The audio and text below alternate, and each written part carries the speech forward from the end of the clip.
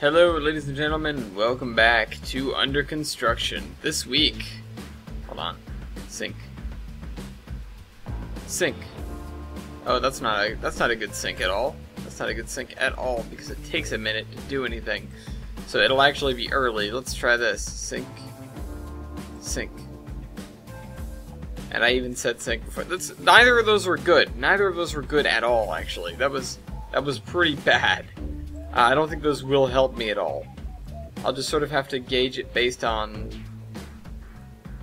whatever. Sorry, I wanted to adjust the audio volume there, or the sound volume there. So here we are. The last, possibly the last episode working on Olive specifically. This is a huge milestone, so let's get to it. Let's not lollygag anymore.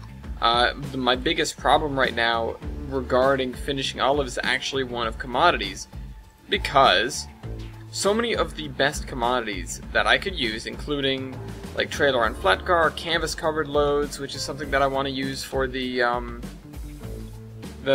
furniture place, because there's nothing that actually picks up the furniture.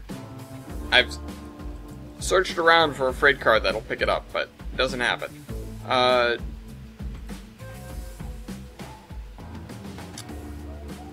So yeah, with all that, what was the other thing? I was naming things. We needed to turn this off. I was looking for police cars. I haven't really found a good one, but I slammed a couple down over there, off camera. They're pretty bad. They don't really belong here at all, but they're better than nothing. So,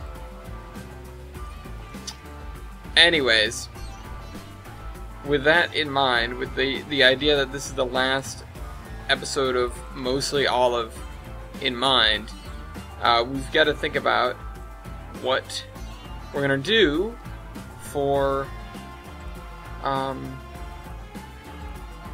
what I'm gonna do with it. Like, how am I gonna put the polish on? Oh, that's right, I do have to get Mason in here to do ATLS and the interlocking. Although the interlocking tower, I'm not sure if it stays there. I assume it's saved on the route layer, but I'm not sure. We'll have to investigate that, actually. We'll have to figure out how that works. So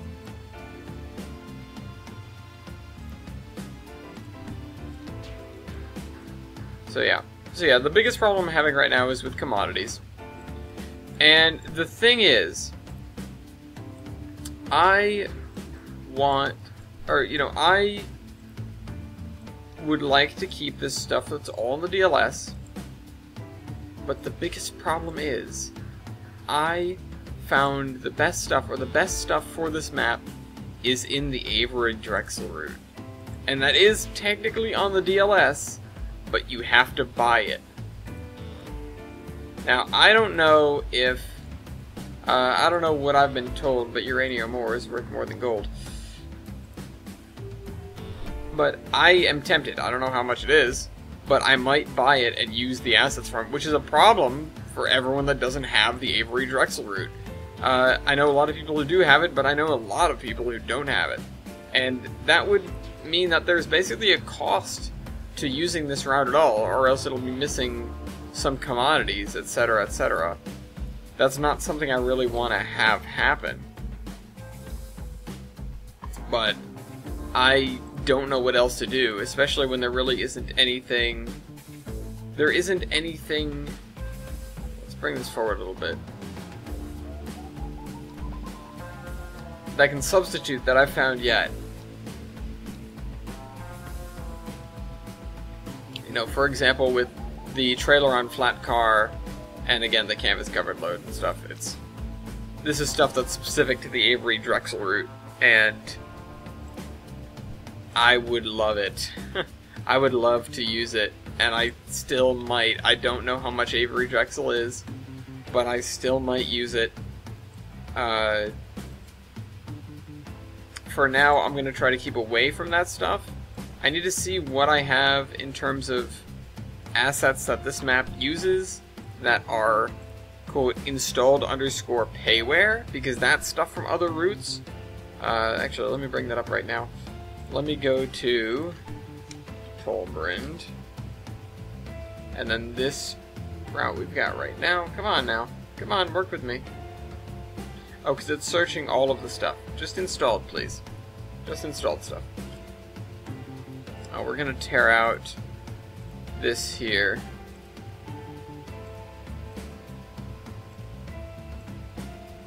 So there's the Tolbrim Peninsula. I didn't quite bring that far enough. Can I see... Can I list dependencies recursively on this, please? Alright, so we've got built-in stuff, we've got base stuff, we've got installed from DLS, and then we've got like a page of installed payware stuff. So that includes a bunch of other stuff from a Russian route, and some of the other things, like some JR stuff. Yeah, see, that is interesting, because I don't know what else these guys belong to. List dependents. Oh, they're from... Oh, okay, they're from Kickstarter County. Never mind, that's fine. If all of these are from Kickstarter County, there's no issue. Because everyone's going to have that. Oh, that's from ECML King's Cross, Edinburgh. I actually don't know which routes can default retained. I don't remember.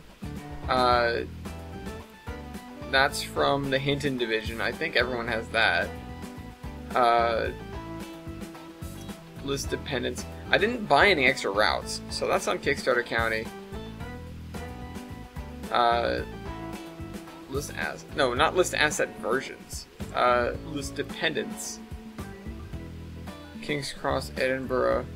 Let's see, are there any from here from something that... Okay, Healesville. I think everyone has that. What is Al Pocho... Oh, okay, that's just an asset for an asset.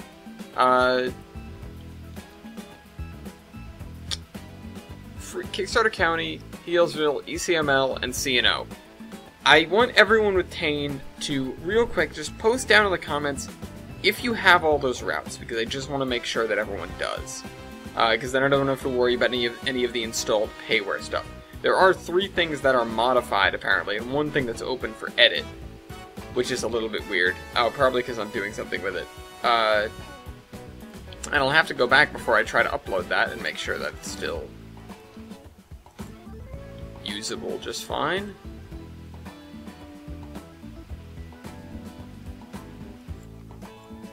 But anyways, we need 1 more house to put in the corner. Also, I want some darker gravel to put around here like this. Is this dark enough?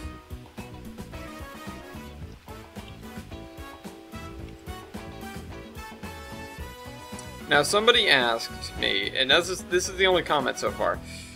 Somebody asked me if I'm gonna do a run session on this. I'll get a wording. I'll get the exact wording in just a second. But it's by... Crap. I was reading it too. I was looking at it, thinking about my response, which is not something I normally do. But the thinking part, not the, not anything else. Let's just do this. There. We'll box it off with fence on this side too. So yes, exact wording of that comment is... it's from Bishkut. Are you going to do a run session on Olive for 1 episode? Now, here is the sort of facts regarding that, I guess. Here's what I have to say about that. I would love to. I would very much love to, but we're not running anything. There's nothing placed down, and I'm getting 15 frames a second at best. I'm not really in the position to run anything here. I desperately need to get a new graphics card before I do that. So my time is going to be spent working on stuff. My time is going to be spent improving the map instead of playing around on it. Unfortunately, I know everyone would like to see me do a run session on it, and I would like to do a run session on it. I would like to do multiplayer on it once it gets on the DLS, but I can't. I can't do it. It would be horrible to subject myself to, I guess. Just to go through and do that. But you know what? We've got this. Let's see. Can I use this as a... I don't drive around on this route ever because it's bad. Oh, that's right. Why would I... No, let's do like 90 degrees relative to that.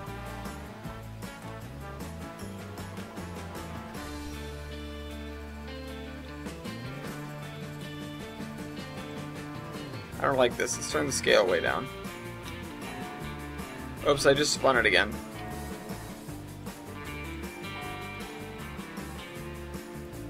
No, a little bit more. Oh, easy does it. Oh, it's notched, isn't it?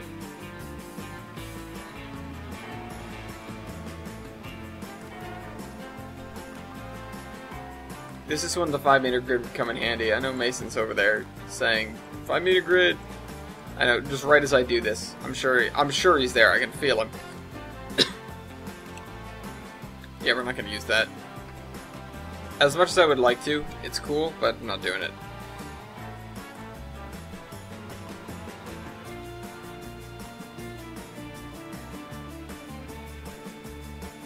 There.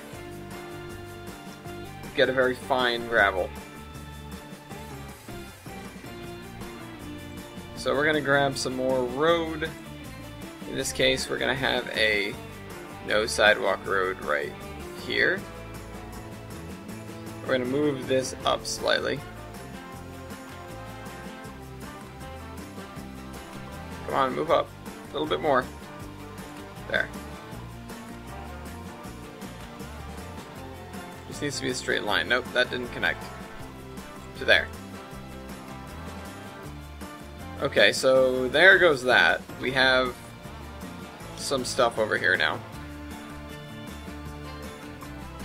You know what would be good? A playground.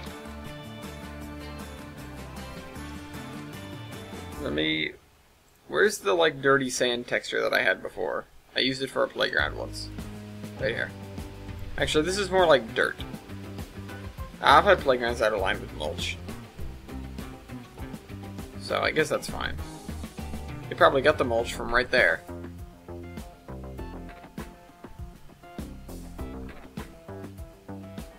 We got a running... No, yeah, we've got a running track behind the school. So put this here. Fill in that a little bit. Somebody's just... I'm not sure if you can hear that outside, but somebody's being one of those guys. So we're gonna grab this fence. Can I get a non-rusty one? No. I was hoping there was a chain link 4-foot clean or something.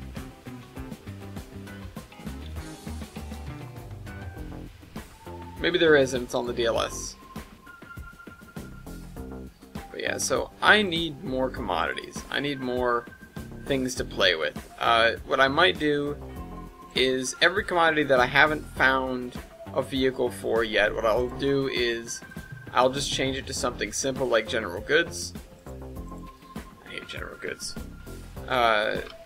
You know, or something along those lines.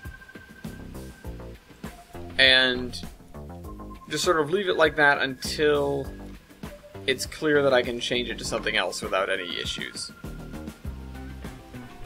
Because I'm trying to make some more interesting sort of reasons for things to go places. So, you know, this is going to be the major commodities. We're going to have coal coming off the map, or, you know, running around the map, I guess. We obviously have all the wood stuff out of here, which there's going to be some other places that accept wood. There's going to be obviously some places that accept lumber and wood chips. Yeah, lumber's a big one because it's sort of just something that the lumber mill produces, and then there's no built-in industry to actually utilize that. So, that's I guess not really my predicament, but it's what I've been thinking about. It's like, what do we do with these commodities? I've been building a spreadsheet for what things are being used, what cars I can use to move them, etc. I need to talk to Mason about that. I need to talk to Mason about a lot of things. But my goal right now is just to finish these areas, because then at least the map is semi-functional. I would love it if I could get the intermodal stuff working, but that's definitely, that is Milwaukee Road stuff. I can't do that.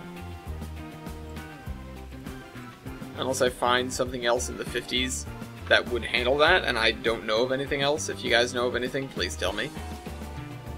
So, I don't know. I don't know.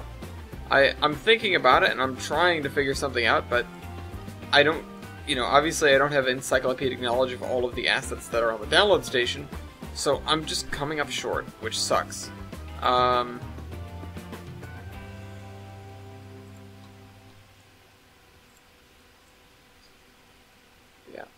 Where's my other grass? I need that. Gimme. Where are you? Right here. It was one of those. I knew it was one of the ones in the list there, but I wasn't gonna just try and guess. Actually, I think this might even be not the one that I'm used to. Yeah, this is definitely not the one that I'm used to. Can we get the real one in here? Let me grab it out of the rail yard. That's not it. Where's the train yard? Or just in here. No, not the fence.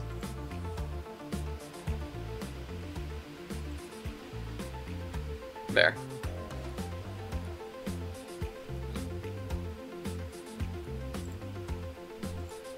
Yeah, it's better. It looks better. Okay, so we're gonna just grass up this area a little bit, because yeah, there's dirt, but there'd be grass. There'd be a little bit of grass. This is the good combination that we've basically settled on at this point. The dirt and this grass line. See, there's a trick to it too. It's not like there's so much that I have to do to make this map the way it is, but in reality, it's just a few sort of formulaic things that we can do over and over again to make a good-looking map. Making a good map and making a good-looking map are two completely different things. But you can get away with, you can get away with one and not the other. If it's a good map, I don't think. People won't care that much about the looks. And speaking of which, I was actually thinking of a purely, I guess the word would be a purely experimental map. But what I really mean is a purely functional map almost. Not, it would have some fixings, it would have some nice stuff. It would not get into detail like this. And it would sort of act like a long time ago I made a multiplayer session out of one of the default routes. In 12, I think. I don't remember what it was, but it was relatively small, and it was just sort of a line that passed through a town and then went to an airport. And I had some automated trains come out of the portal and stop in the yard, and your job was to, whoops, I didn't mean to do that. Your job was to pull all of the goods cars out of the train, bring them to the airport, and then bring them back. And that was it. That was all that you had to do. And then set them on another train to go. Except now, with the couple at track mark command, I can go like 10 layers deep in that stuff, and I can have trains pull in to a yard that you have to keep clear, more or less. Clear enough that more trains can pull in. Trains pull into a yard, and they have a different assortment of cars on them, whatever, whenever.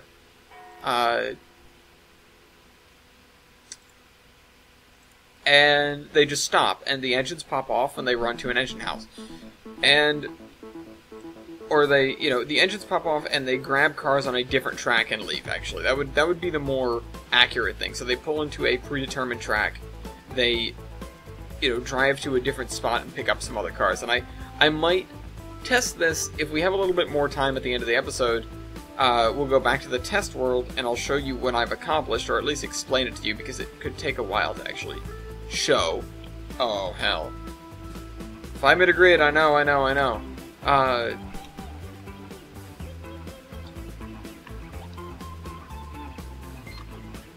And I've actually made some pretty good strides with getting the trains to do what I want them to do. Now, here's the other thing. Since we're putting modded equipment, reskin equipment for this on the DLS, what I could always do is ask somebody to make, or make myself, what is this attached to? Oh, crud.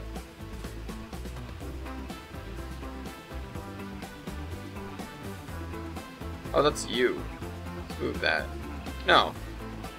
Who is that there? Not something I just put there, clearly enough. Whatever, those are shrub.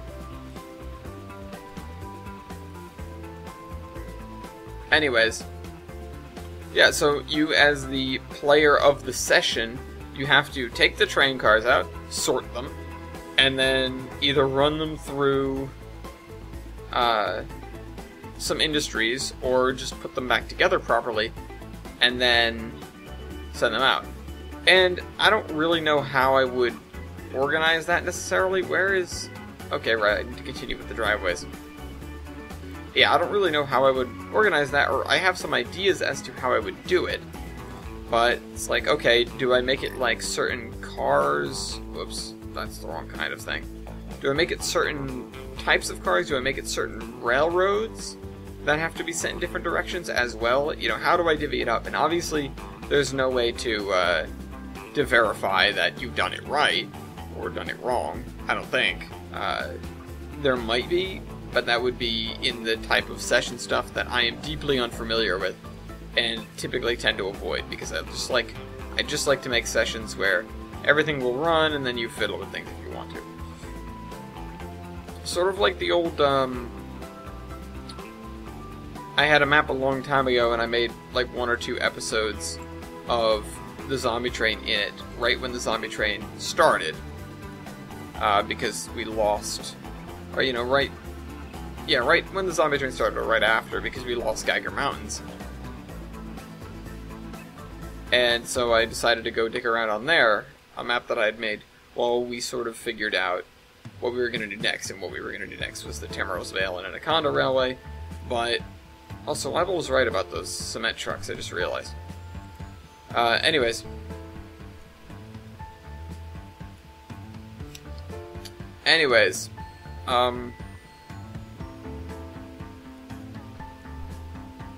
I totally lost my train of thought when I saw the cement trucks. When I saw the cement truck. I wish there was somebody here to get me back on track. Alright. Anyways. Yeah, so that's something that I think could be really interesting to make and really interesting to do, and it would, in a sense, it would satiate my desire for 2 things. It would satiate my desire to build something really technical that would be over and done with quickly, even though we're going to get into that with regards to the train stacker, which I probably won't actually do on camera, because of the way that thing is, I have to run it for basically the better part of a day to know if it operates or not. And so obviously I'm not going to sit there and let it record the whole time. Actually, I could let it sit there and record, and then go back and speed it up and talk over it. And then for once, the zombie train would have exclusive footage. But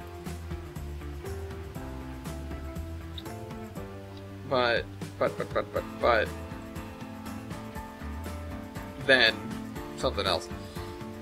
If I do that, then it would be huge video files, which I guess I'm not opposed to necessarily, but I should plug in my new hard drive before I do that. It's still sitting here in a box. I haven't turned my computer off to actually do that.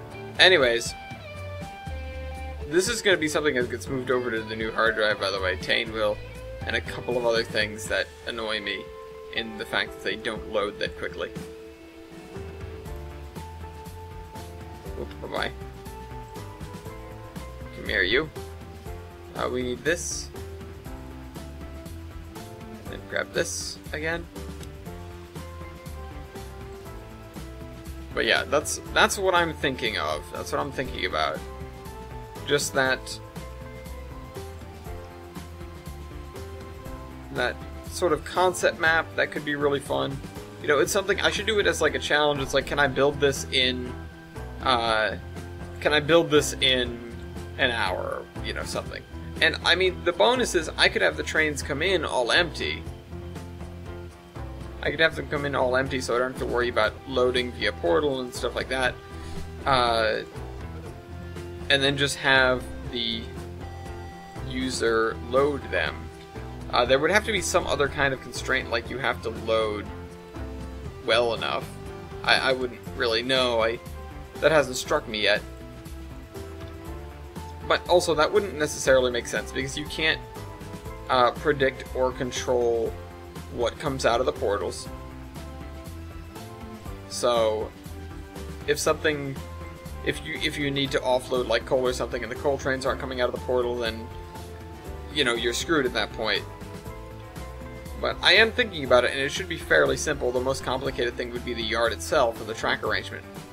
Either way, I feel like I could do a good job of that. And the number one difficulty for me would be trying not to make it really nice. Because if I could spend all my time doing that. You guys know, because of how many episodes I've spent on Olive now. It's over 20 episodes.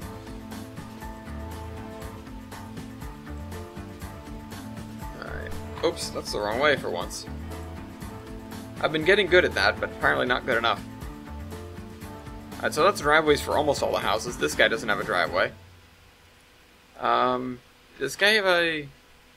No, he doesn't. I thought he had an attached garage for a minute. Move him this way slightly.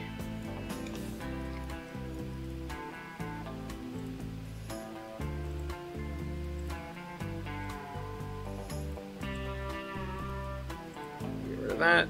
That's wide enough for a driveway. Yeah, so there are some commodities that are just utterly vexing with me being unable to find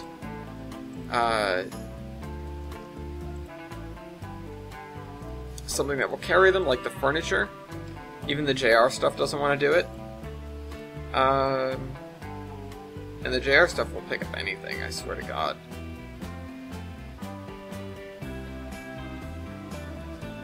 So I need to toy around with that a little bit more, or I need to change it to something else, which I'll probably do off camera, because it's a lot of going back and forth between the game and spreadsheets and the DLS and stuff like that. But yeah, I mean, I could ask for a car to be given the ability to carry a certain commodity. I'm not really sure everything that entails. I could probably figure it out, because I'm sure it just involves diving into the config. The most difficult thing, or the most complicated thing, is the 3D modeling aspect, and I don't,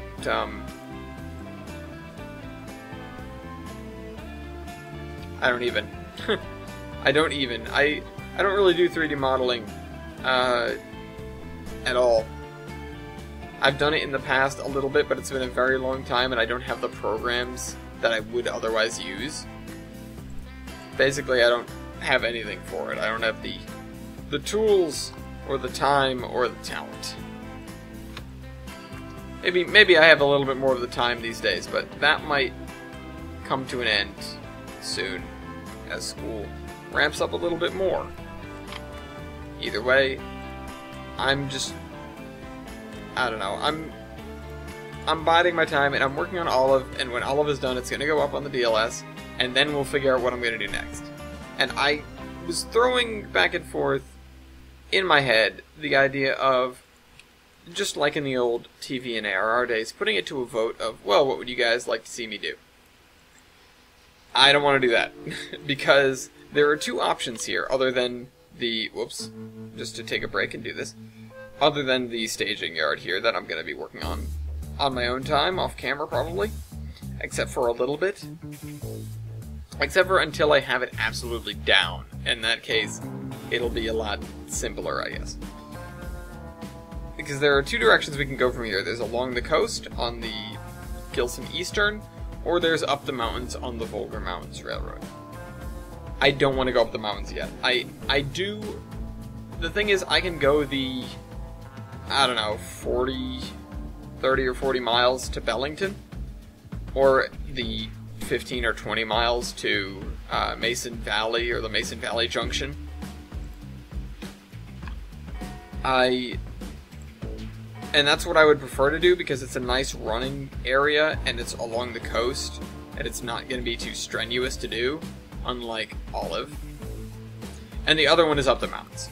And God, I've done enough of that. I've done enough mountain stuff. It's not going to be real mountains, it's not going to be crazy steep or difficult, but it's going to be significant.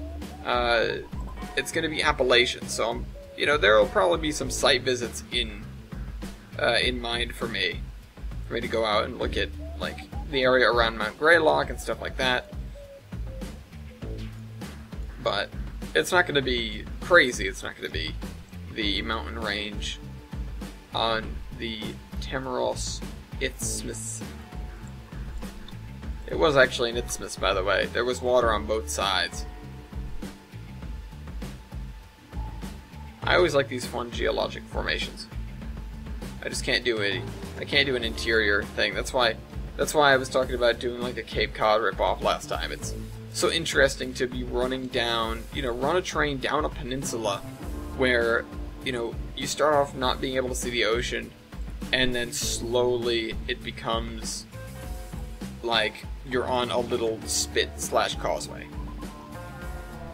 Which is exactly what happened as you get towards Provincetown. It was very, very difficult for the railroad to cross the last few miles of the Cape before the town at the tip of the Cape, because it was just all swampland or cove.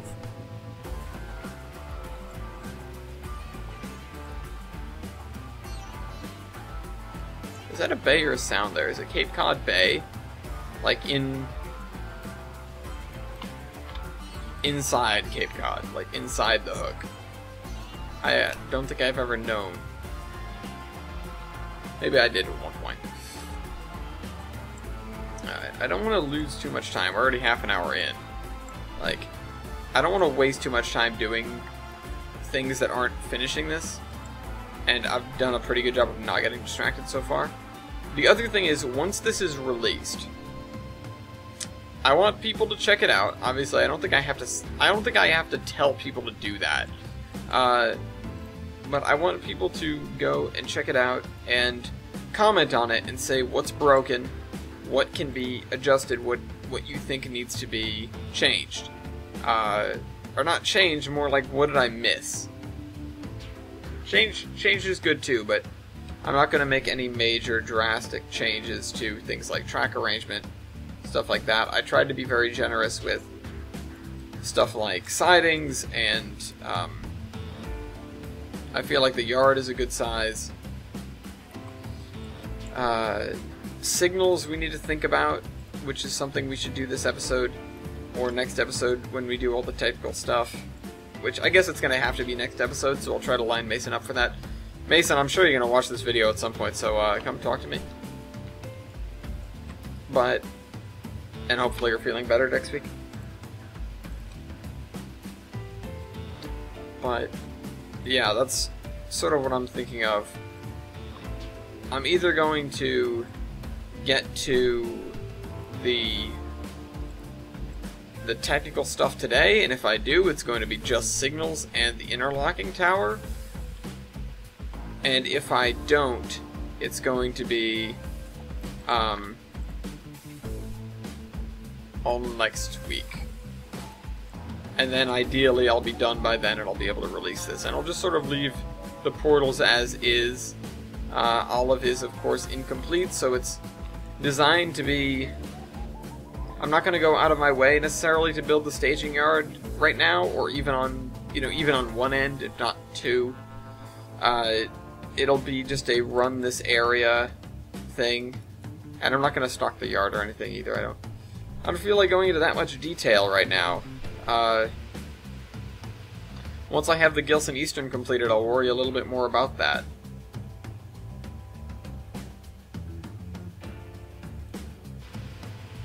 Or, you know, more of it. Because so many of the commodities here, I would think would actually be brought in from on-map instead of off-map. Although the fuel-related stuff, maybe not.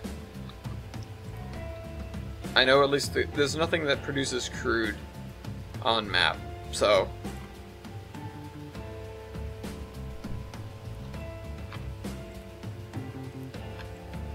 So that'll have to be brought in from off-map. And there are some things here that use crude. I would have to simulate the fact that there is a steel mill. I believe it's in Tombstone or in Zion? Yeah, Zion. So I would have to simulate that to get the steel coils in. Basically, I don't know how the load all command works, but if I can have certain things, I may be able to completely ignore the issues regarding the train stacker. I may be able to completely ignore that. I spent a couple days straight working on it, but in the best case scenario, I didn't need to do that in the slightest. You know, I wouldn't even be marginally upset that I spent all that time on it. I would just be happy that I don't have to build it again and again, and I don't have to worry about it breaking. Okay.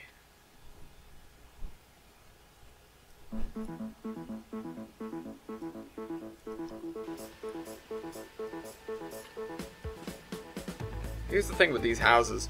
You'd think they probably have enough trees. Probably don't need to worry about the trees. Let's turn this down a little bit more. Let's turn it down to 2,000. Just so I can squeeze a few more frames out of this. Alright, randomly rotate new objects is on.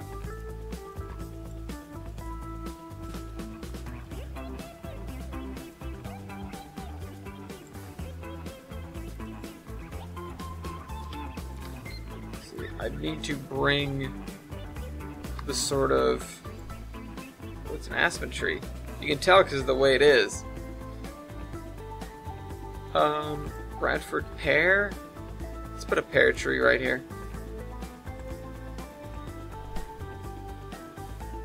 Resisting the obvious Christmas joke. Well, that's a big tree. Alright, so we're gonna do that. Over here, we're going to throw a couple of these trees down as well. I'm just trying to tree this area up. Like, there's this huge, thick stand of trees that separates these guys from everybody else. And also, I'm going to begin separating these just like everybody else, with things like the hedgerows.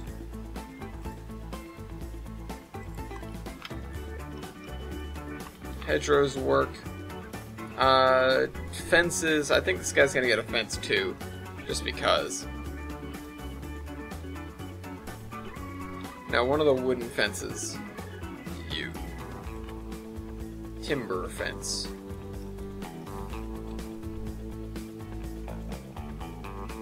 Just here, and then to here. It's backwards. It's backwards, and I need to fix it. It stinks, and they don't like it.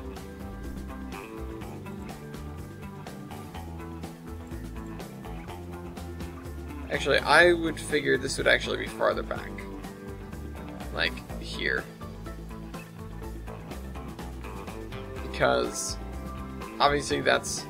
This is more like a multi-family house, even though they've got one tiny driveway. And, you know, maybe at least... Maybe two. Maybe it's not. Maybe it's one.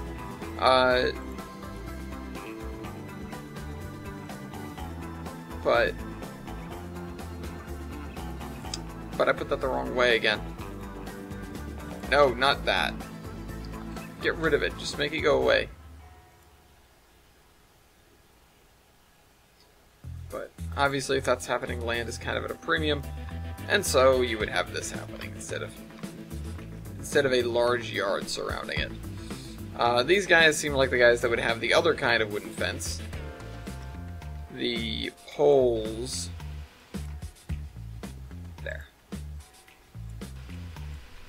Oh, this is the tricky one because these guys don't have one end.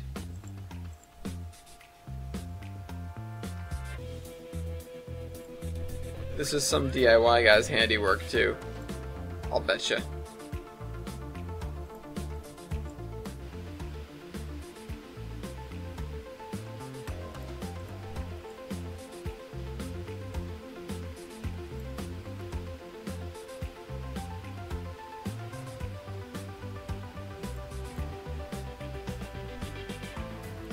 I kinda wish that wasn't so long.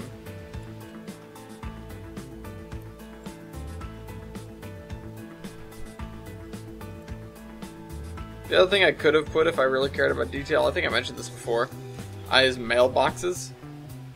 Not gonna happen, guys. Not gonna happen. I could use another couple of houses here, I just don't feel like putting them there. So I think I'm just gonna fill it with grass.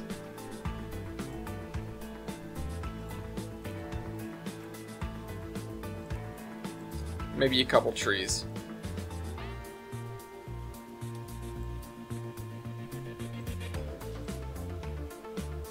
Maybe there's some sort of ordinance that keeps people from building over here. That would sort of make sense. That would be one of the only reasons why. You'd have to question why the ordinance existed, but that's, you know, you can question that all day long. I'm trying not to do anything that really doesn't fit. Like, I like the pine trees and stuff, but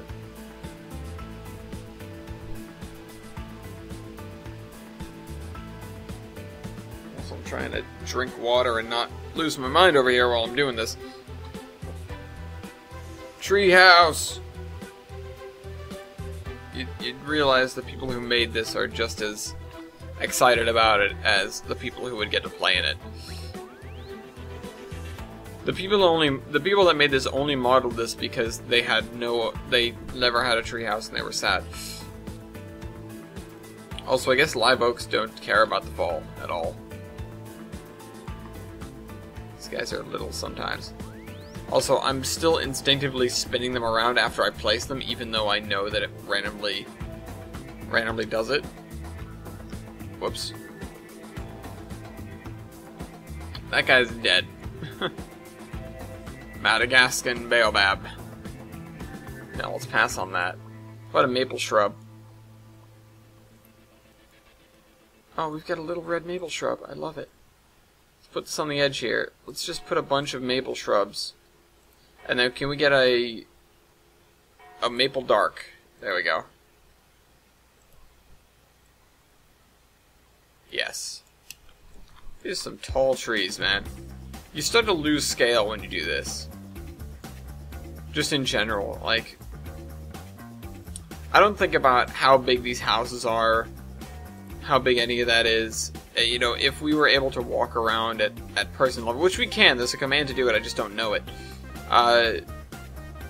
The world would look so immense. Like, this is a lot. This is enough to be a pretty solid video game map. You know, not a modern game, not like a GTA of today, but a game. Like, this could be a game. There's plenty of woods here. There's this area here. This would be like there'd be a dungeon here probably. There'd be a beginner dungeon, and the boss fight would be out here. And then there'd be all the shops and stuff in town here. Like, this could be a video game map. I don't doubt that. Obviously, before anybody says it, I know we're building a map in a video game. Yes, it is a video game map. That's not what I mean, and you guys know it. But there's some merit to that. You know, obviously we're building a map, but this is sort of, you know, I could see, you know, myself at a younger age, or, you know, myself previously, or anyone really finishing this and going, look at this, I made a giant map. I made a good sized map. We should play on it now. It's done. And I would agree with them because this could totally stand on its own. However, I'm not done yet. I'm not done yet. I'm not close to being done yet. I won't be done for a while. And that's why I'm insane. No. What I mean is it's just there's more that I can do here. Like, this is the tip of the iceberg, as you guys know. It's actually the base of the peninsula. It's not the tip of the iceberg. But this is just the base of the peninsula. You haven't seen the rest of it yet. Just wait till you see the balls. They're enormous. And, like, between now and then, between now and when we're done, we're gonna add so much to this map, so much to this world, even. Because, you know, even now we've made up a bunch of random stories about what's going on in this world. We've had some jokes. You know, people, homeowners associations, neighbors who hate other neighbors, people who are stinking rich.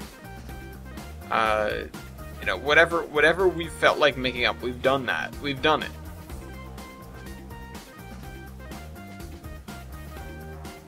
You know what? Oh, I know what I can do with this block. No, wait, that doesn't make any friggin' sense. Never mind. I was going to say, we have the community pool. We can put the community pool in here. Doesn't make a word of sense. We've got an ocean here. Doesn't make any sense. That's right, I forgot about the island. I forgot about all the islands, actually. I was supposed to sort of detail them, texture them like I did the beach. I know an easy way to do that. I have an idea. Let's work on this a little bit more first.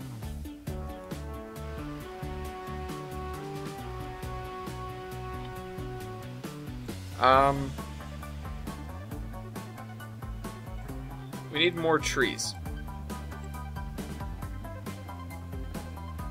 I was already looking at trees, but I don't know why I wouldn't do that. You know what we'll do? Actually, I just had sort of a brainwave. We're gonna find like all the peach trees, the apple trees, the pear trees, and lemon trees. I just saw one, and we're gonna plant them in that area. We're gonna make a little public garden. So I think that is a good idea. Red maple.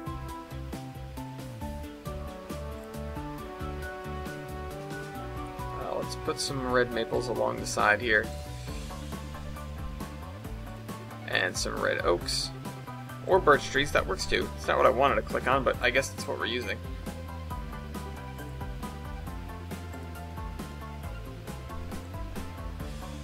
I'm basically just intent on placing some trees just along the edge here. You know, almost to shield these houses, which would make sense. Because it is a highway.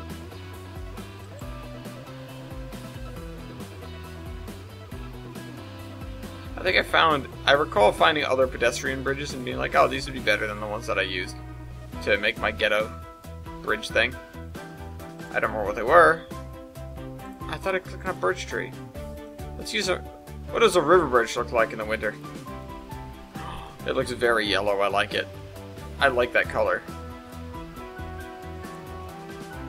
I mean, admittedly, it's kind of ugly, but I like it because it's not like one that we have currently.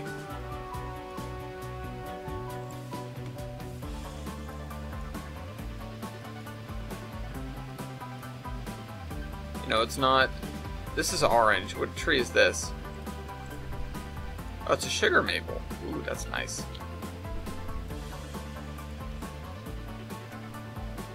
Put one over here. Let's, I don't have a place that I want to throw a weeping willow, but I feel like I should put one somewhere over here. I should put one in here, actually. There we go. Just in that basin. That doesn't really help what we're doing, but... Can I get me some birch trees?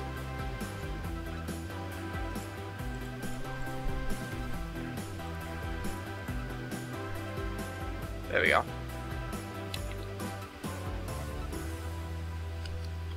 This ideally should have some trees in it as well. The texture certainly matches. I'm missing all the scrap in the scrapyard as well. That's something else I just thought of. Because it's right here.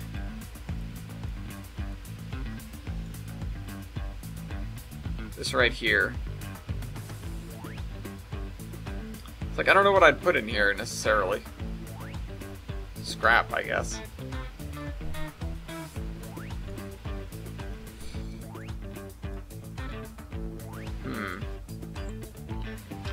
I'm gonna throw some grass in between these two houses.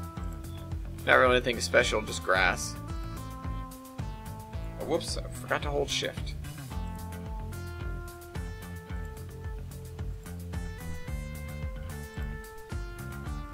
Did anybody see that tree up here for a second? I'm not going crazy, right? It's okay, I have footage, I can review it. You ever figure you're just hallucinating something and then you see it on the footage and then you figure you're hallucinating again? Yeah, it doesn't happen to me either. Let's get another kind of fence. Redwood fence. We haven't used this in a little while.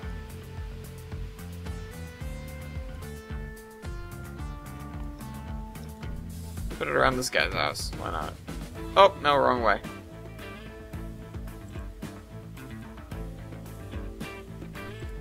This way. I guess we're gonna leave the front open like we always do, but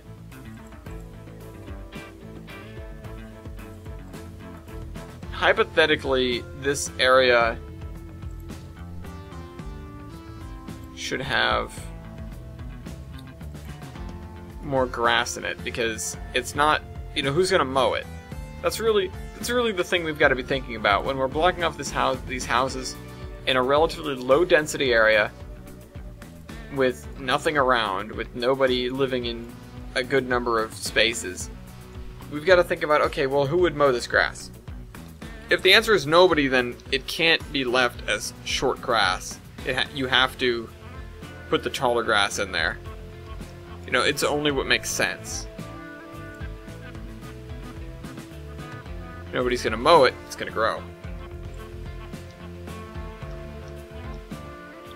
I think we're done with this side except for power poles, which we need, of course. I'm gonna put chain link fence around this, which makes sense as well.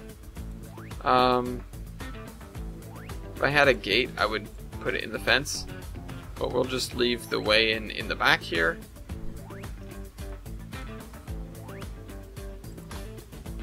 Yeah, to couple with the thing regarding, you know, who would mow the grass here, you've got to think about, for everything you do, you've got to sort of ask the question why. I mean, and most of the time, the answer can be because it is.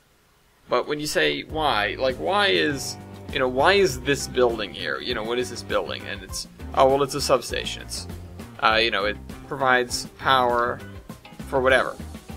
And it's like, okay, that makes sense. You know, why is this bridge here? Well, this is a sort of suburbanish street, so you wouldn't want a railroad crossing with it. You know, why is this railroad crossing here then, if you're trying to avoid railroad crossings? Whoops. It's like, well, because the grade is level, and they didn't, you know, feel like the road was traveled enough that, you know, by pedestrians, that you needed gates. Or that you needed to change that. Yeah, okay, well, why is this in a cut? Well, because the railroad needed to stay more or less level and didn't want to go over Smith Hill. You know, a lot of these things have fairly simple / concise answers that you can give, but if you ask yourself, okay, well, why is... and you sit there floundering for an answer for a while, you should probably, you know, have a good hard think about what you can do to change that. You know, it makes sense to me to sort of devise stuff in such a way that you don't have to flounder with those questions. And, you know, I like to get lost in the backstory. Maybe I'm, you know, I know I'm not the only one that does that, but I'm Sure, not everyone does that. And for when you don't, you do have to think about, okay, well, what am I going to do with, you know, something else? What am I going to do with this? What am I going to do with that? Am I going to, you know, am I going to connect this here? Or I'm going to, you know, why would there be a line that runs into town like this and was never attached, you know, closer? And it's like, okay, well, because that's the old main line. It went from here, it took a sharp turn off the bridge, it went into the middle of town, it went this way, it went down the road. Speaking of which, need to change something.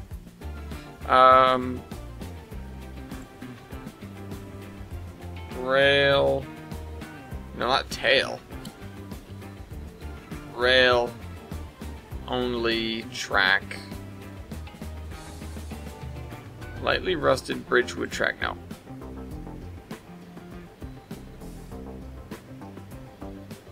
Oh, whoops, that's not how this works. Let's do that. Lightly rusted track rails only standard gauge. So, here's what I need to do. I need to change this.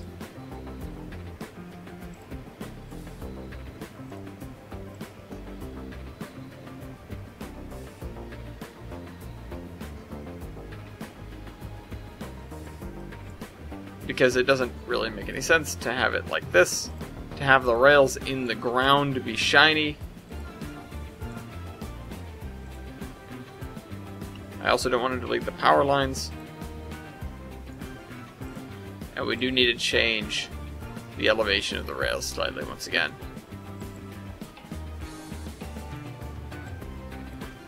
Go up, attach that. So we're basically just going to put the rails back and then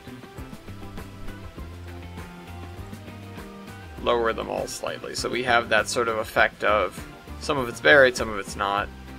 I'm not sure if that's the proper effect to have, but I think it looks good.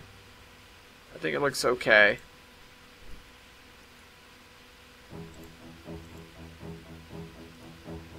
The thing is, they're sort of doing that on their own. Okay, whoops. Okay, there's the actual end of them.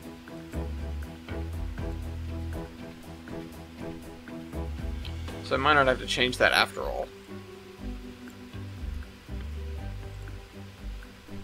I mean, hypothetically, if the road got repaved, you wouldn't really see a change in anything.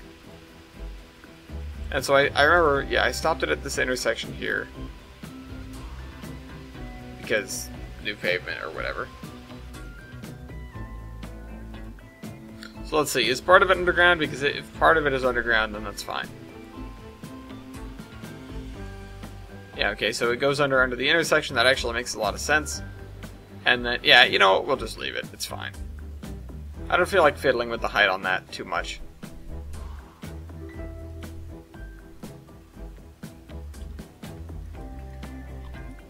Alright, so we got one block basically done. And then that leaves these two. Oh, and we do have a nice big open space here that we haven't filled in yet. Yeah, I don't think we're finishing this today. Shucks, I would have loved to. Either way, let's get some other grass in here and see what we can get done. Yeah. So anyways, the shunting thing that I was thinking of, I'm kind of excited to consider it a project. It's obviously it would take away from this, but it wouldn't be nearly as complicated. Once I get putting stuff back on the DLS under my, you know, it's something I might even do sort of on my own time. Although I don't have a lot of that still.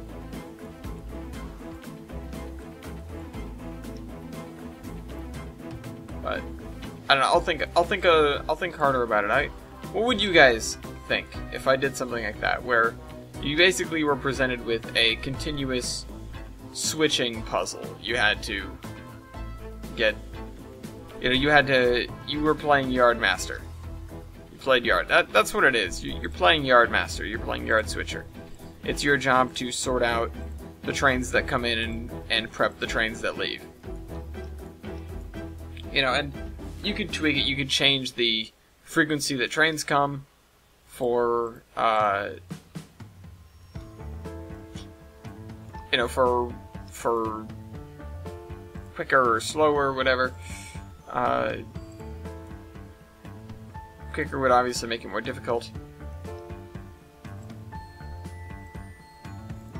We could do something a little bit tricky though, and there's something that I'd like to do, something I'd like to attempt, which would be the only instance or the only way that I know of that you can get a train in trains to make a decision, and make a decision based on something that you did in the world. It's a very, very simple decision, however. So it hinges on the fact that we have the auto drive command, and the command at its heart is auto drive to track mark.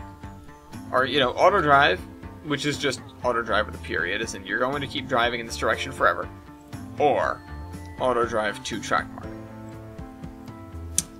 So, hypothetically, auto drive until track mark, that's sort of the defining thing. It's not a drive to this track mark, it is a drive, and when you find this track mark, move to the next command. That is a subtle but extremely important difference with regards to how that command functions. And admittedly, I'm not entirely sure if I'm right about this, but what that means to me is that it will drive, it will do normal auto drive things, it'll try to continue in a straight line, and if it does so, if it can do that, it will drive to wherever it's pointed. If it cannot do that, or if it finds that track mark along the way, not seeks it out, but just happens to run it over, then it'll move to the next command, and that's the only sort of thing, it's the only decision that I know the train's AI is capable of. Other than deciding, okay, we're going to go left of this switch so we can get to this place. The other thing is actually the navigate to command. There's a difference, another subtle but important difference, between the navigate to track mark and the drive to track mark. The navigate to, and this is actually really important, the navigate to kind of commands make the train figure out a way there that gets it there the quickest, but not the shortest. Not necessarily the shortest. That is the important difference. The drive to commands will always prioritize the shortest route, and so if that happens to be through a yard, if there happens to be another train in the way, it doesn't matter. It will sit there and, it'll trundle through the yard at slow speed, and it'll sit and wait at the red signal behind the other train. Whoops, I thought I clicked. So, that is something that can happen, and that is something that I would like to experiment with a lot more.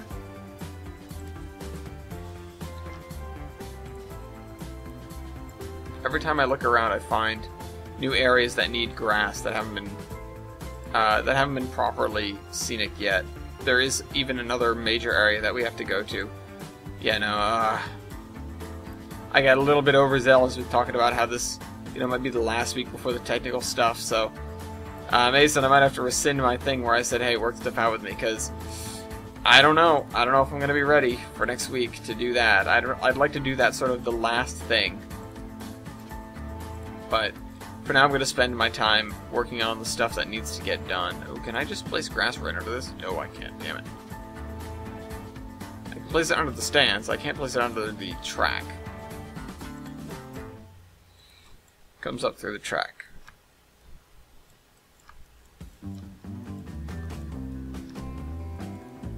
This seems to work-ish.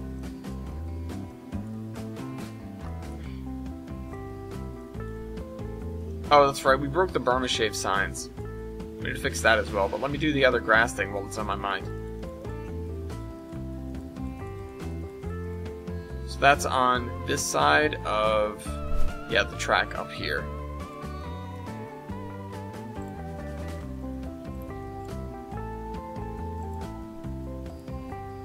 Alright, so we're gonna put this, we're gonna cover the area in grass as we usually do. We've got those invisible signals there. The reason we have them there is because of, is to facilitate, sorry, interlocking towers. I don't know what the actual interlocking tower object is. I don't remember what it is. I think it's like the Scott Street Tower or something, or the Scott Manley Tower. No. So we'll have to figure that out. Put one of those down. I'm not sure if it can be named. I really hope it can. Like, it has a name board, so we can name it Olive. Also, this is technically, the interlocking we have is technically one of two that the Gilson Eastern has in the town of Olive.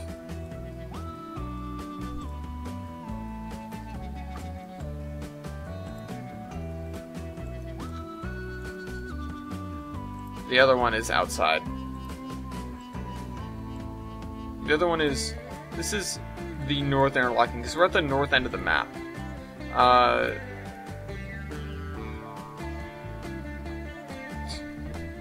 I like how the edge of the map is not like a series of holes anymore.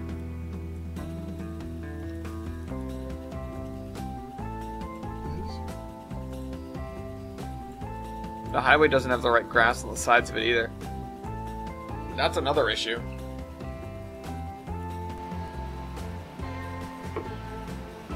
I think we might leave that one as is for now, because it's basically the edge of the map.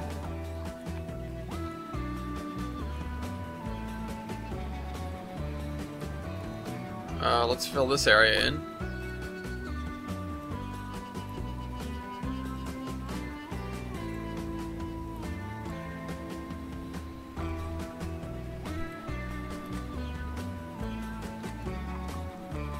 I'm not actually sure what this would be doing. And also, this stretch here probably needs to be all this.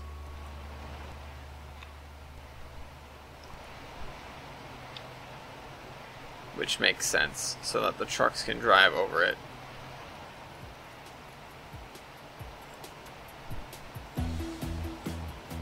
And I don't know what, there has to be a multiple industry there, I don't know what it would be.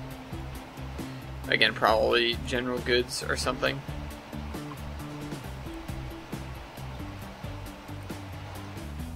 I figured out how industry links work. I actually did that on camera. So we can start utilizing one of those.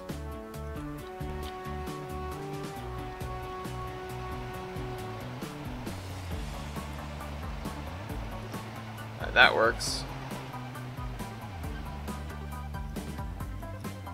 Why is there an extra thing here unless we actually already have a industry here that I'm not aware of? If it's a regular kind of multi-industry, no, it's not. Okay. So we did that. What is left? We need to go back here, we need to finish this. Last 2 blocks in town. And then the islands. We gotta do the islands.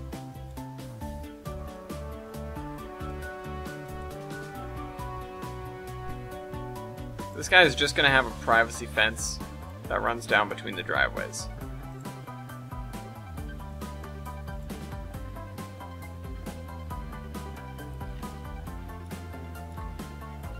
I kind of envisioned it facing the other way.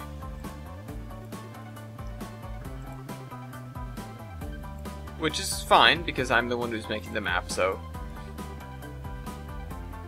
If I envision something facing the other way, by God, it's gonna face the other way. Now we've got this block. I am utterly lost on what to do with these blocks anymore.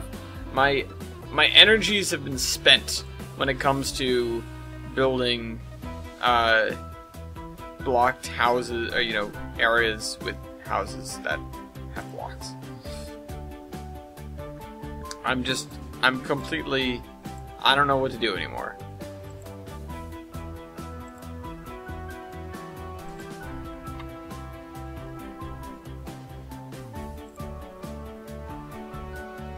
So we do need to put a couple more houses here.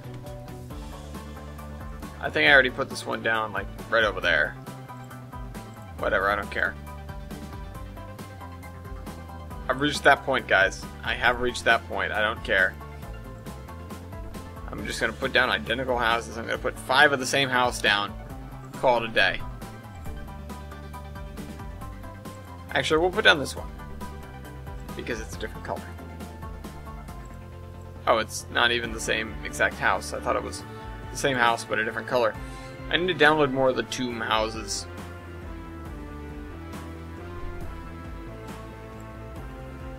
Small hut. Small building. That's not generic at all. Actually, this looks like it could be useful, just in terms of something to put somewhere. But not here, more like here.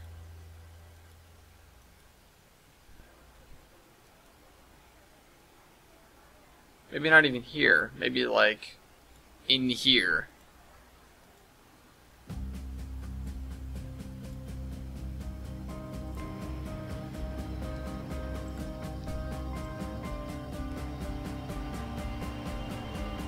Yeah, let's line this up with that fence and put it there. Break the monotony of this area just a little bit.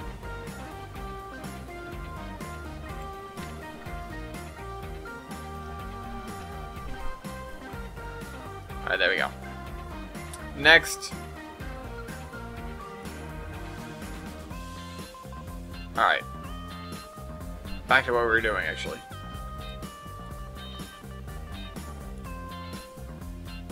Oh, we need to put some grass around the school. More than we've got, I mean, because we don't have that much. Let's just use a random spline, because why not? Actually, no, we do need this spline. The front lawn is going to be manicured. I'm not going to put grass there. This area makes sense to be fairly well taken care of. This area, on the other hand, let's at least let the grass encroach a little bit. That makes more sense to me. There we go. And then there's no room for dunes here, so we're just going to leave it.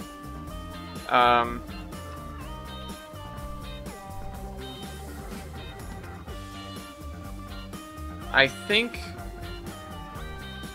I might have the sand come all the way back, just to spare myself a little bit of work.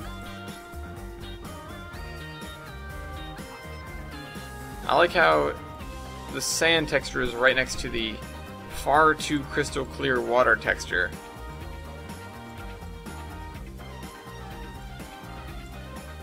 Here's what we'll do. We'll put like one of these beach lodges back on the road here. You know, something like this, but not quite the same thing. Oh no, you know what we're gonna have to do? This is what's gonna happen. There's gonna be... No, because people won't do that. They wouldn't drive off the thing if there's a... If there's a building here, no, it wouldn't happen.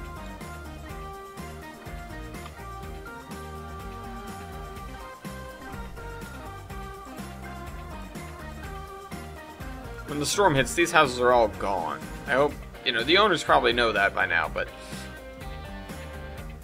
let's add a little bit of dunes here.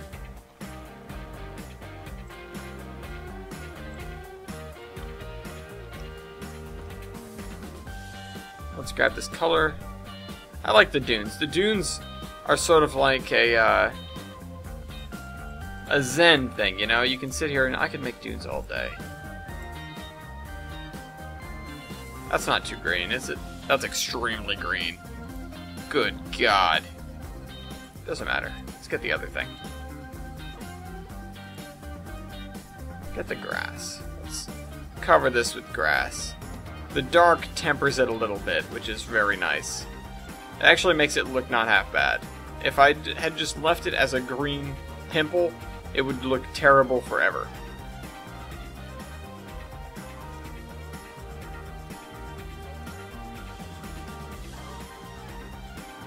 I should really put cars all in here.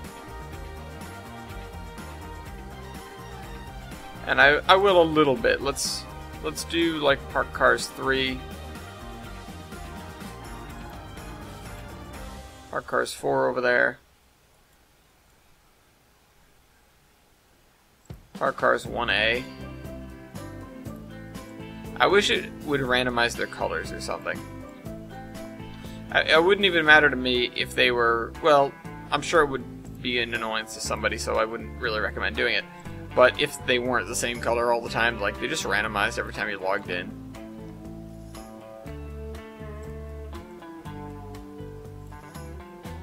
Let's do the park cars 1. Let's just slam that down. Like that. Yeah, we're gonna pretend these land yachts can get out of here with that kind of room.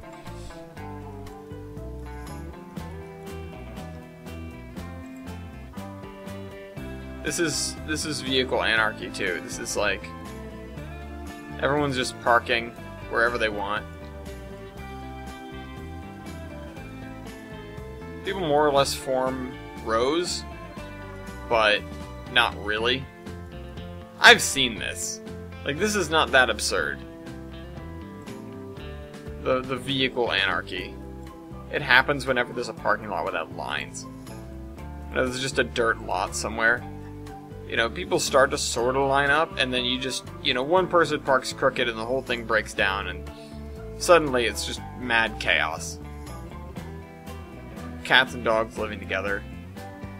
End of the world. Complete rapture.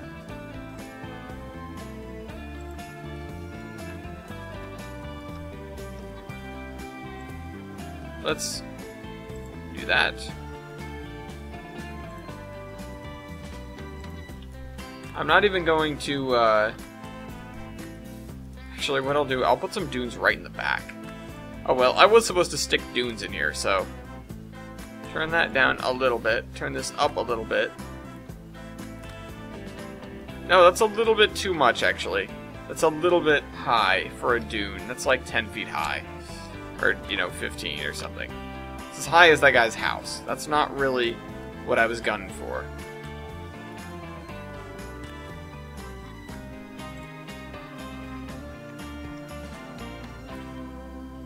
Here, let's just do this. Let's flatten these guys a little bit.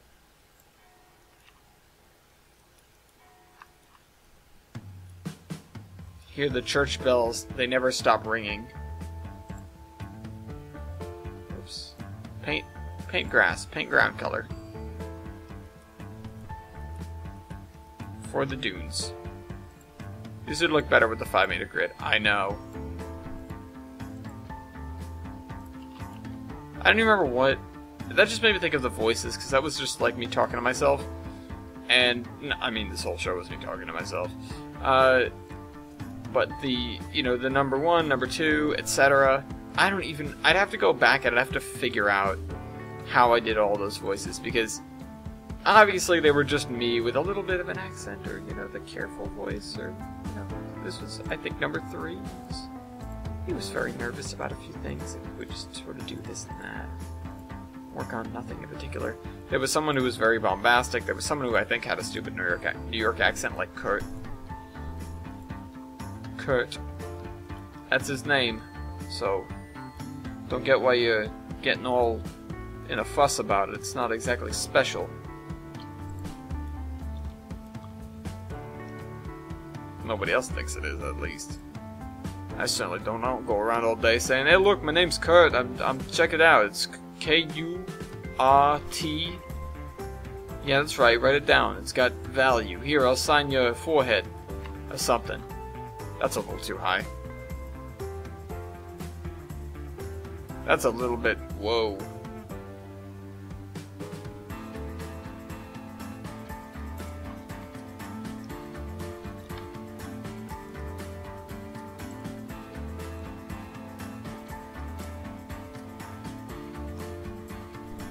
Let's do this to flatten this back out.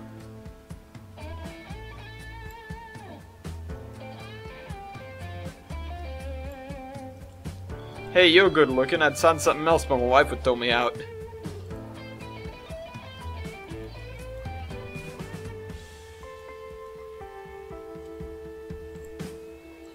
Don't need to be sleeping in the doghouse today. Alright. Let me grab this.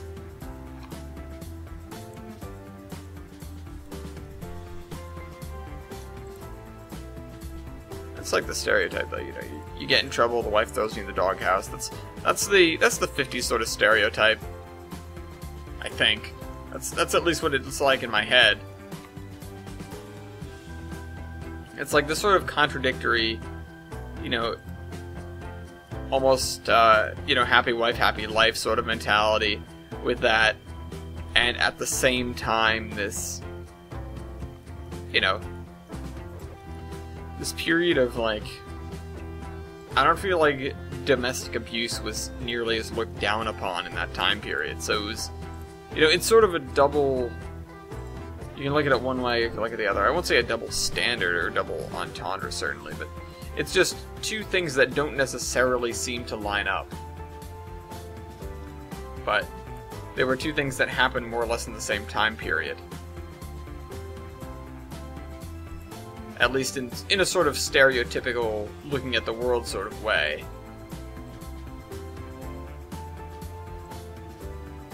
Let's put this here. Yeah, I'll put the other one on the other side. Put that one here.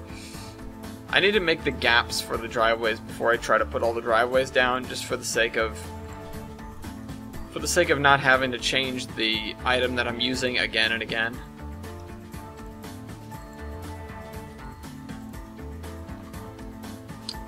Okay, so we're gonna put that there, put that there.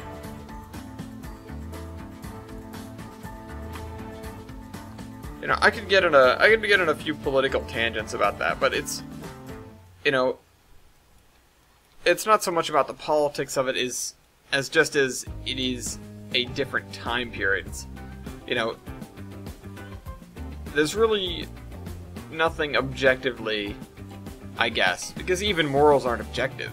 There's nothing objectively to say that it was a better or worse period in terms of ethics. Again, ethics are not universally standard, they're not universally agreed upon, and they're certainly not in any way part of the laws of the universe. There's no, you know, law of democracy the same way there is a law of gravitation or something. Alright, these guys were on the hill, so we have to put their parking spot back here. I'm gonna move them back a little bit because they're hanging off the front edge.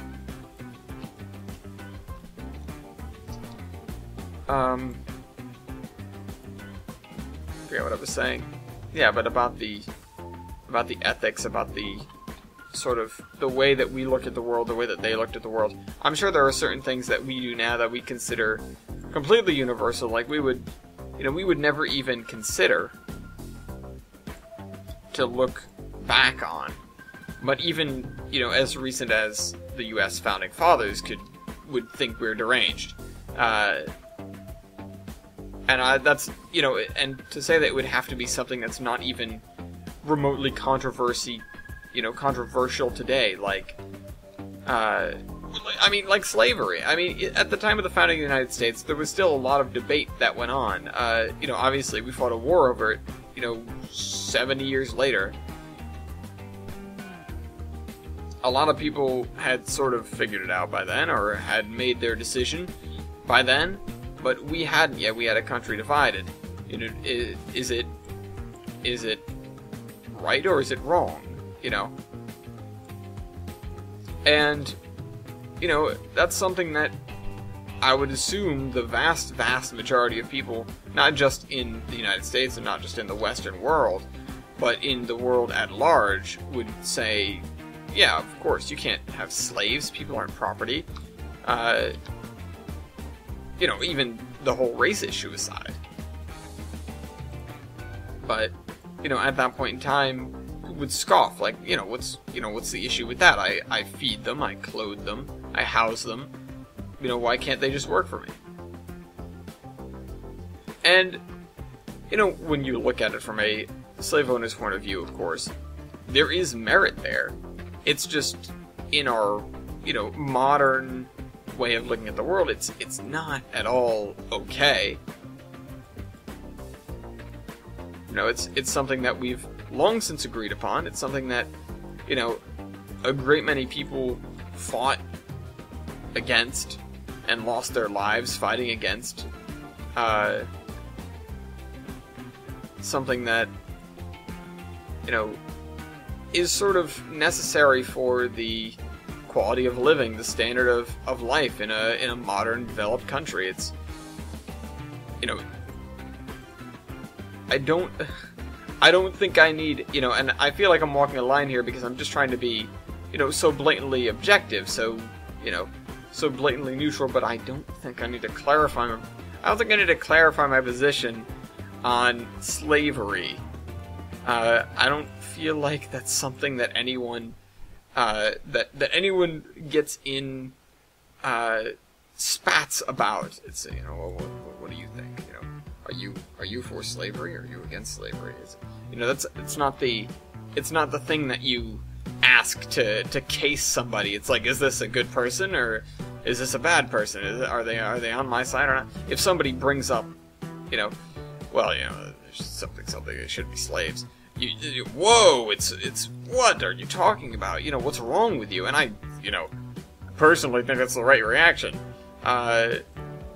I mean, maybe not so much as, well, what's wrong with you, because you don't want to antagonize somebody, but it's like, well, hold on a minute, let's think about this. That's, I feel like that's the way you should really go about it, even if you do have that gut reaction to say, well, hold on, wait, no, you're wrong, you're nuts, what's wrong with you?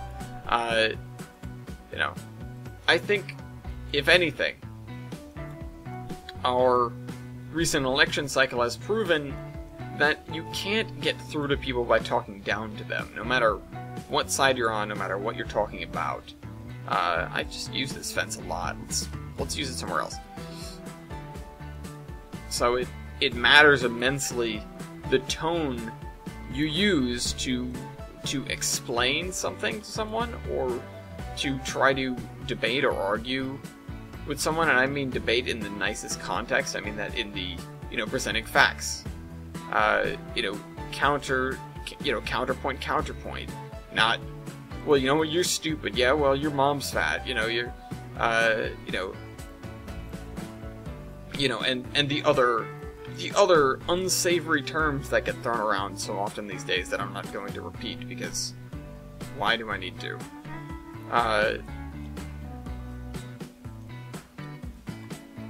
Everybody knows them. It's not something that's hidden from the public by any stretch of the imagination. In fact, it's blatantly thrown out there again and again, and I don't like that.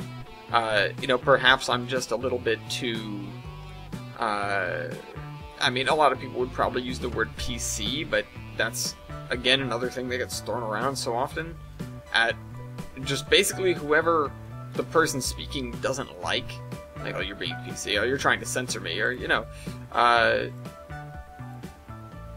or, the opposite. It's a two-way street.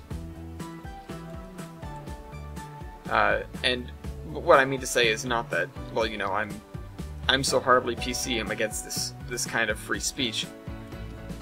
I just mean to say that I don't think we need to be so insulting towards one another when we should just be trying to figure out what's best. A pair of people arguing derisively, not arguing like a debate, but like arguing, or fighting, I guess. Because I always say I explained this to Madison at one point because we were going back and forth about some stuff. I was like, there's three levels here. There's the debate, then there's argument, then there's fight. Hold on, I need more water. There's, and I like to say I debate a lot, but debate is generally a lowered voices, not lowered voices, but a a normal inside voice, a talking, a very fact-based discussion. There's not a lot of emotion brought into it. There might be, but if so, it's lighthearted emotion. It's a what you okay, hold on. No, this is what you mean, or this is what I mean. This is what I'm using to support me. If anything, there's good spirits. Arguing is when that devolves into, well, you know what, this is what's going on here. This is, you're wrong, look at this. And then, of course, a fight is when it devolves to the name-calling, the insults, the bringing up something unrelated. I've never really experienced that. I have a little bit, but not with Madison, thank goodness. But, back 6 months ago, you said da-da-da-da-da, and I felt really mad about that, and now, blah blah blah. Like, using something that happened so far and away as ammunition is just kind of silly. It really won't get you anywhere, and as well, if you're going to save that kind of stuff up, don't. Just don't. Just talk about it, And this is I'm coming now from a more relationship point of view than a politics point of view.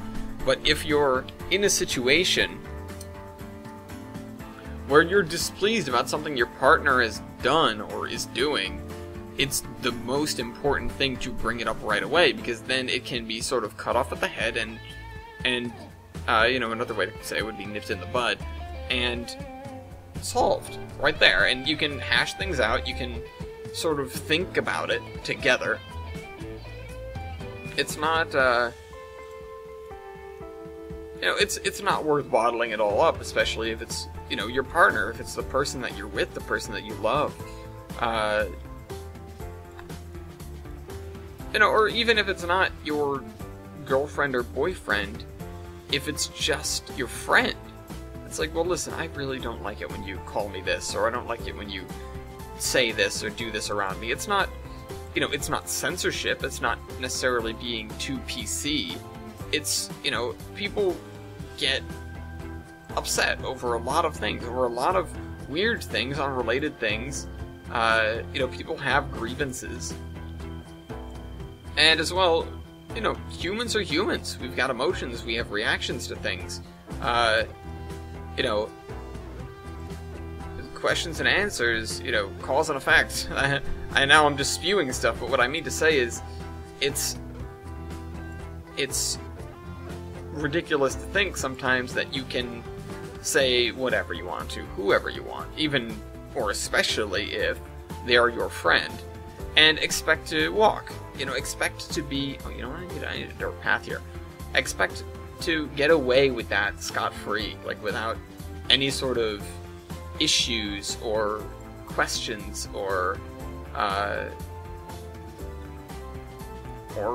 emotional response. If you want to keep a friend, if you want to have friends, it's best to treat your friends with respect, with as much respect as you can garner. Oh, I already caught it. I already got the dirt path sidewalk. I mean, as much respect as you think they deserve, perhaps, but, sometimes whoops. Let's just look it up again. Dirt path. Okay. I accidentally clicked on a thing, and then I screwed it up, and now I need to go back and get it again. And, okay, also, maybe I'm being a little bit too preachy. I'm bad at that. I get... What the hell? Oh, we have a scaffold? I should put that up somewhere. I should utilize that. I did not know we had a scaffold. Maybe I'm getting a little bit too full of myself because I'm saying a lot of things, and I get like that. It happens, and I always, I think about, maybe I'm being too much, maybe I'm saying too much, maybe, some people don't appreciate it, some people don't really want to hear it. It's not like you guys hang around me for this kind of advice, that's for sure. You come here for the videos. But I don't know. And I'm not even gonna try to spin that. I'm serious. I'm not gonna say, well, if this affects someone. No, because that's not my point. That's not what I'm here for. I'm not here to, to spread this. I would like to. I would like to. But it's not what's asked. It's not what's desired necessarily. That's, nobody's asked a question like that. Nobody's sent me off somewhere like that. It's just, it is what it is. It is the way I think, and when things happen, I'm going to react to them just like anybody else. So and that doesn't save me, but that doesn't spare me. We still need to get the telephone poles in. Yeah, I can do a lot. I can do a lot, but I can't do everything this episode. I don't know. Maybe some of you did like that. If you did, tell me about it. If you didn't, also tell me about it. Because I want to sort of gauge that in case I have to stay away from it. Because if I did, I wouldn't be too surprised.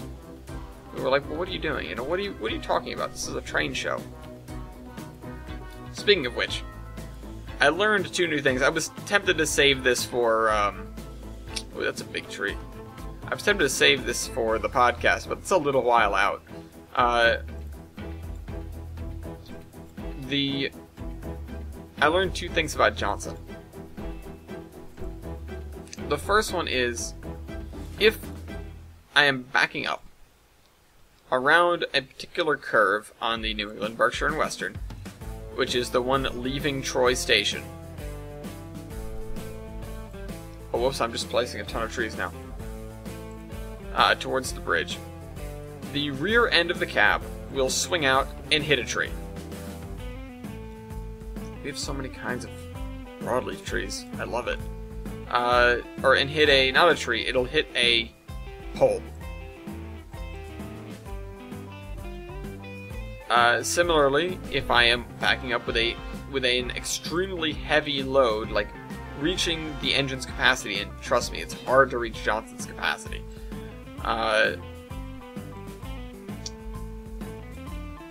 And that load, is either just too much, it's a little bit too much for the engine, not for the engine necessarily, but it's just a little bit too much for the situation, or it gets stuck on something. Johnson will not hesitate to pop the tender off the tracks. So that created some issues when I was trying to clean the tracks, because of all of the engines in the New England, Berkshire, and Western, if you intend to clean the tracks, and they get dirty plenty, you have to run at least 2. And they're generally this pair of unpainted, very heavy diesels. It's a PA and a PB. That we run with the tank cars. Let me just throw this in here. I like that. It's just one conifer in the middle of all these. One evergreen. It's different.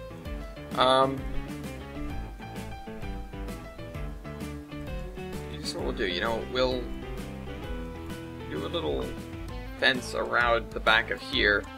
Maybe let's get the wooden one again, because I don't picture me using anything else, and I'm not going to use the sheet metal fence for it.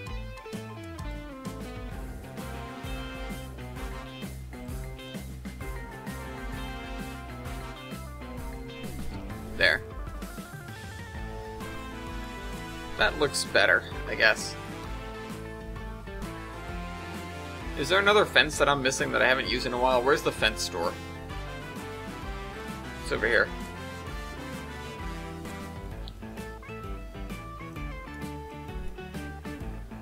There's this one.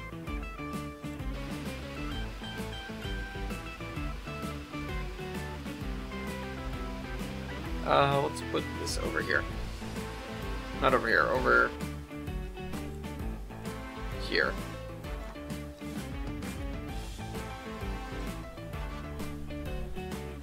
The other thing, and the reason that I have to hesitate when I'm going off on one of those preachy, ranty things, is because similarly it's difficult to convince people if you're talking down to them.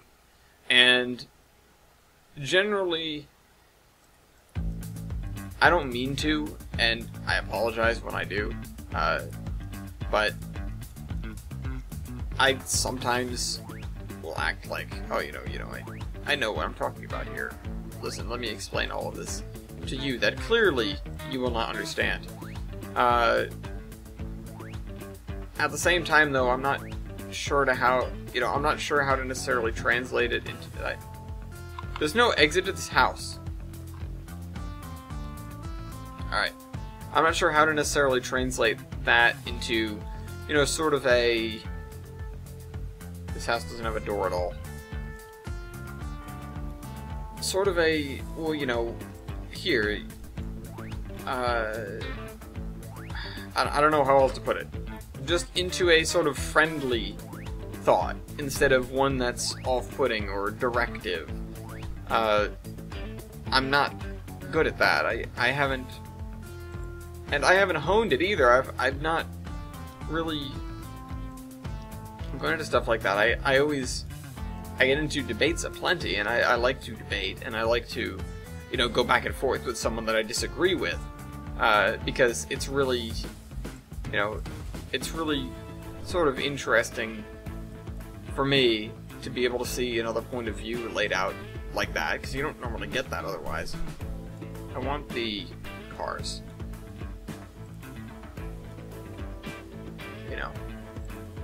Oh, those are modern cars. Okay, so I thought we had a parked cars 5, but we have modern cars.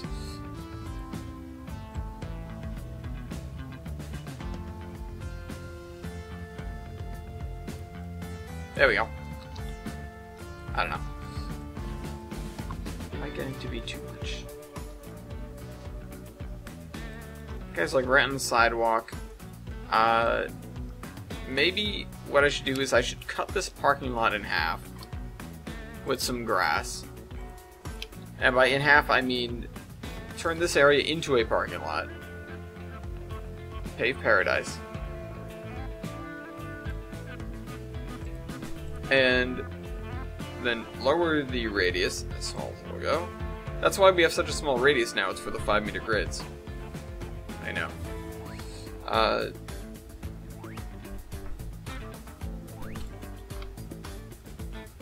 And then we're gonna string the grass through here because that makes sense.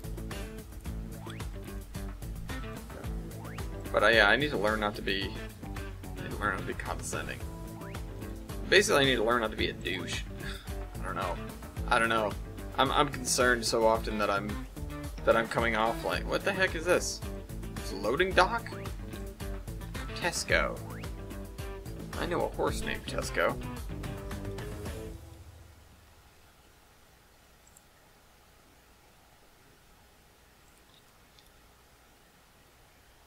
I'm not sure we're going to be able to do anything about that.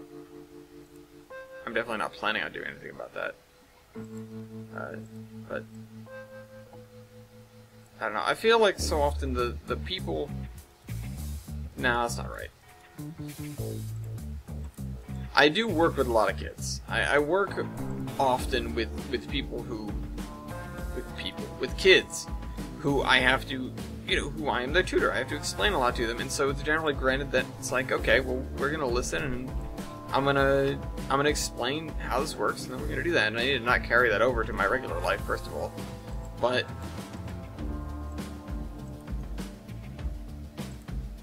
I feel like when you're going into a debate, you sort of have to present it as, well, I know what I'm talking about. I know what I'm trying to say. I know the facts behind what I'm getting across. You can't be unsure of, well, is what I'm saying right? Which is the reason why I don't necessarily get into too many debates anymore, because I will almost always hesitate because I want to know for certain that everything that I'm saying is the truth, the whole truth, and nothing but the truth. So, I get stymied when people bring up like individual acts of somebody, like, oh, they did this and this and this, and I can't refute them because I don't know enough about them. I would have to go and do research. I would have to go and investigate. I can't say, well, no, that doesn't seem right. Even if it sounds like, absurdity. I can't just turn around and say, well, no, that's wrong, because I might be wrong by saying that. I might not know what's wrong. I certainly don't have enough information to disprove it right there, other than my own word, and if my own word isn't backed up by anything, what good is it?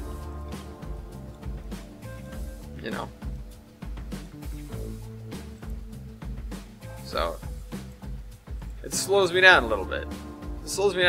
But overall it's a good thing.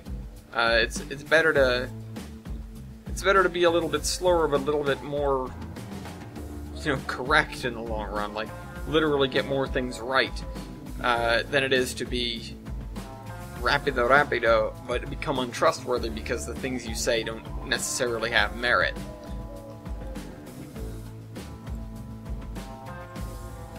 And as well, it's sometimes difficult to have to put words in the right order, or, to package them in such a way where you're, A, not saying anything wrong or false. Whoa, that's a broadleaf O2. But also so that it delivers your point in a concise way. It's never good to, when you're talking to someone, leave them confused, leave them hanging and wondering, well, what did he mean? Which, there's something to be said for obfuscation, like purposeful obfuscation of whatever it is, of whatever you're talking about, being able to hide, something that you may not be speaking on fully, something that you may be disclosing all of the information about, purposefully or not. In this case, it would be purposefully. For whatever purpose, to spin it, or to, I don't actually know what another purpose would be. I'm trying to find a less nefarious sounding purpose, but, something that's a little bit less objectively bad, I guess, because you don't necessarily want to be somebody who always spins stuff, because then that's just about as bad as lying, if you're not telling the whole truth. But, and so I feel like it can be fairly easy to spot sometimes when people are hiding part of a story, because, it'll make them look bad, or it'll damage their point. And so that's something that's worth looking out for. People aren't giving you everything, when it's clear that someone's concealing something.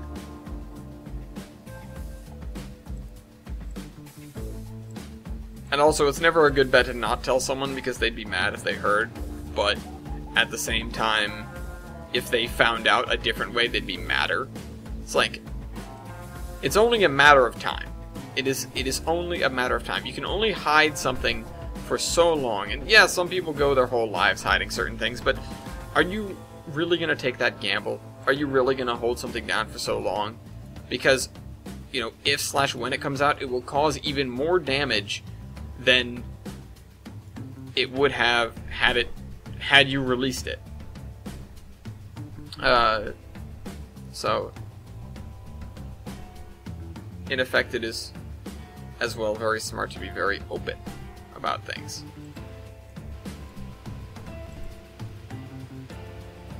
So, what are you gonna do? What are you gonna do when the word gets out anyways, and you're left? Well, oh, why didn't you say something? Why didn't you tell me that this happened? Why didn't you at least set aside some time to explain this to me, or whatever? And that can be anything from something extremely personal to something, social almost. Something like, something like coming out of the closet or something like that. Obviously that isn't nearly as bad when it comes to hiding a secret, and of course people have good reasons to hide something like that if they have, parents or family members who wouldn't approve. frankly, I can't say that I think it's a good idea to hide it, even to again bottle it up, whatever. But you know, I can see good reasons for it in that case. But the things like, you know, something like cheating, or even if it's not cheating, if it's like, you know, such and such kissed me or whatever. You know, again, that'd be a social one. Oh, hello, trumpet music. Or, you know, again, something simple like, oh, I played this game, I'm into this show, I'm into... You know, think of the things that could be taboo. It's sort of escapes me almost, because I'm not familiar with having to... know the taboos, I guess. It's like, oh, don't do this, don't do that. It's just not something that typically crosses my mind, which is kind of strange. Are these guys already... Oh, wait, no. Oh, you know what? Oh, fine, I'll just use one of these. I wanted a different shrubbery. Holly tree. Deck the halls with boughs of holly. It's not that season yet. Da-da-da-da. Put that over there. I'm sure we could put more in there, but really, what are we going to do at this point? I need to open this. And then maybe put just grass over here. Actually, we sort of already did that. I don't know. I've been too preachy today. I've been real preachy today.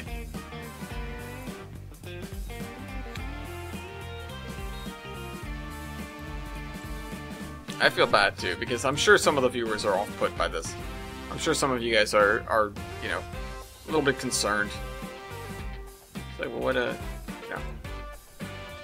Or you know, disgusted or something like that. You know, I may be reprehensible to some of you people. You people. It's funny. Okay, my transportation, my mass transit systems engineer professor today brought up the use of "you people." He's like, I always, you know, because he was calling us that very briefly, and he stopped and he goes, you know what? I can't just say. I don't want to say "you people" because that always comes with, you know, comes with a connotation. And I'm thinking, yeah, it does. You can't just say, you know, it almost feels like you people can't not be derisive, like, you people. You know? It's bad. Ideally, this entire parking lot would be filled with cars. Let's pretend it's not a school day. I wish I could simulate that. I wish I could have stuff appear and disappear. This is almost done, though. I think I'm going to leave this as is. You know, maybe I'll slam some trees along the shoreline here. But let's just do this. We've got, you know, 10 minutes. And then, aside from telephone poles, which I might do later, I'm just not going to... This is going to be it. This is going to be... I'm going to be done with the scenery. I'm going to call it done, more or less.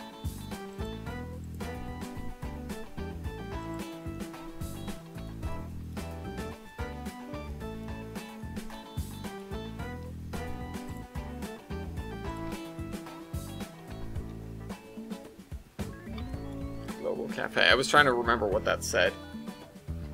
Theoretically, these guys should get another parking lot. I guess they just don't have one.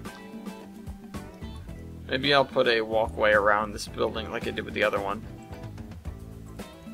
I like this sidewalk that we've got here.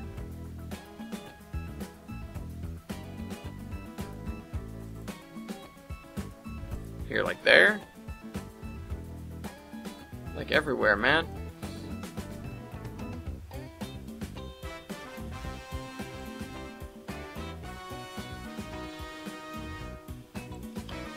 There.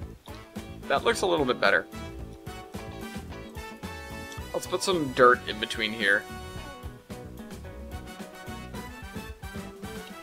I forgot this was the Train Fever music for a little bit.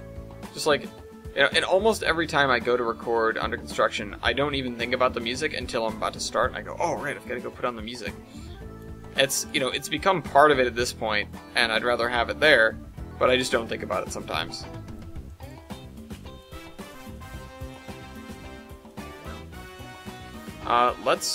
Here, we'll do one more little cutaway here of the curb. Curb cut. That's actually what it's called. Get you. I didn't actually get it, did I? Get you.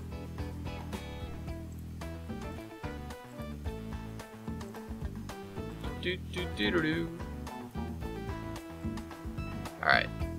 Let's bring that back in like there. And then let's...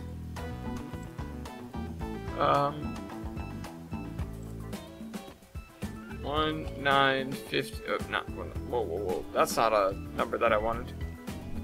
1950 Chevy pickup truck. Let's park this back here.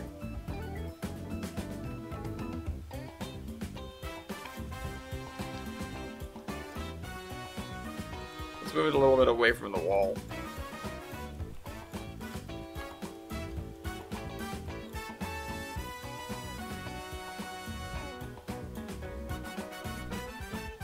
Should I just keep it like this? I don't know. Maybe this guy deserves some... Maybe these guys deserve some trees, and then these don't.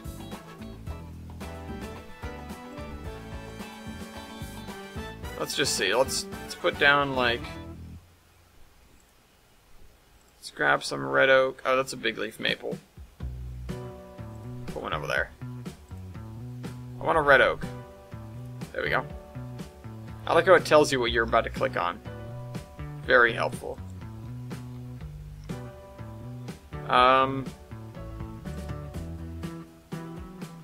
Wait, shingle oak. What do these look like again?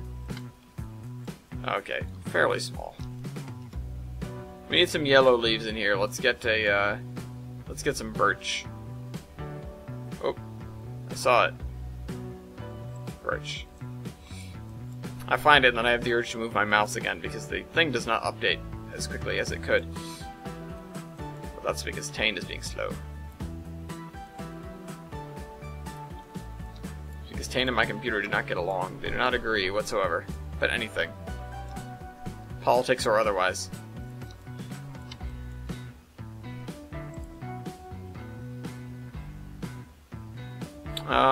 Let's find something else to put over here. What haven't we used in a little while? I don't know what else to put here. We're about to run out of time.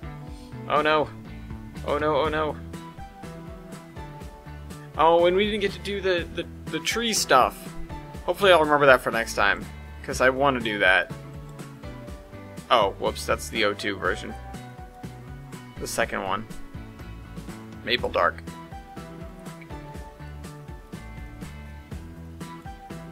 There, we've got all that space open. We've got 2 minutes left. Yeah, this would be the kind of thing where parking anarchy would like occur and consume everything. I think I might just leave it empty unless you guys want me to fill it.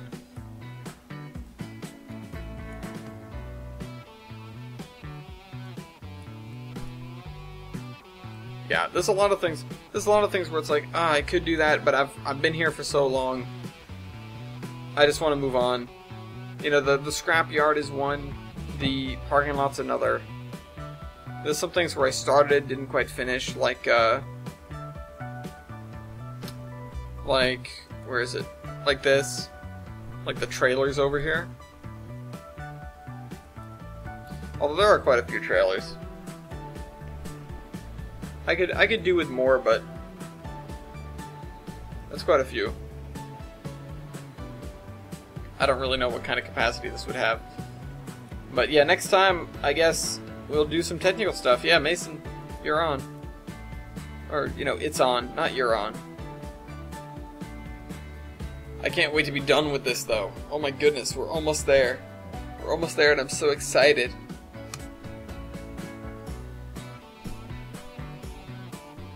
I was looking at this whole world from the top of the hill here. This is the highest point in the map now. And it's already got trees on it because I just copy-pasted a bunch of trees on it. But this is just like the prelude of what mountains and hills on this map are going to look like. They're going to be these sort of lumpy rolling things instead of pointy snow-capped things. Anyways, I hope you guys enjoyed this video, and I'll see you next week. Trainman out.